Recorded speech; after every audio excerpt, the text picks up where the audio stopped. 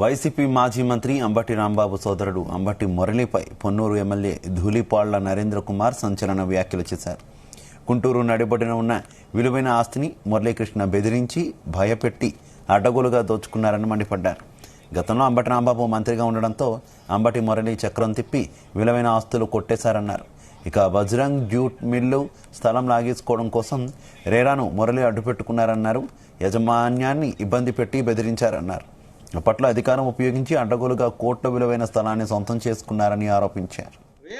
గుంటూరు నడిబొడ్డున అంబటి మురళీకృష్ణ వైఎస్ఆర్సీపీలో అధికారంలోకి వచ్చిన తర్వాత తన అన్న మంత్రి కావటం, వైఎస్ఆర్సీపీ యొక్క అధినాయకత్వాన్ని అధికారాన్ని ఉపయోగించి గుంటూరు పట్టణంలో ఉన్న ప్రముఖుల యొక్క భాగస్వామ్యంతో ఈ ప్రాజెక్టుని కబ్జా చేయడానికి నిర్ణయించుకొని ఆయన చేసింది ఏంటో తెలుసా?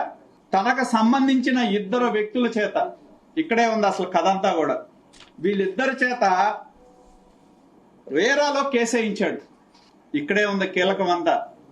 ఈ ప్రాజెక్టు సరిగ్గా నడవటం లేదు కాబట్టి వినియోగదారుల యొక్క ప్రయోజనాలకి భంగం కలుగుతుంది కాబట్టి దీని మీద చర్యలు తీసుకోండి అని చెప్పి పిటిషన్ వేయటం జరిగింది.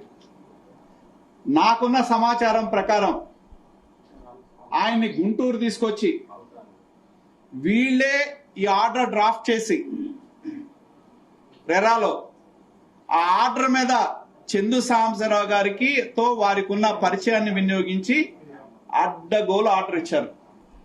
ఈ రెరా ఆర్డర్ ఎంత అడ్డగోలు ఆర్డర్ ఇచ్చారంటే, ఎవరైతే డెవలప్మెంటల్ మేనేజ్మెంట్ అగ్రిమెంట్ లో ఉన్న అంబటి మురళీకృష్ణ అంట ప్రాజెక్ట్ కో పార్ట్నర్ కింద తీసుకోవాలని చెప్పి రెరా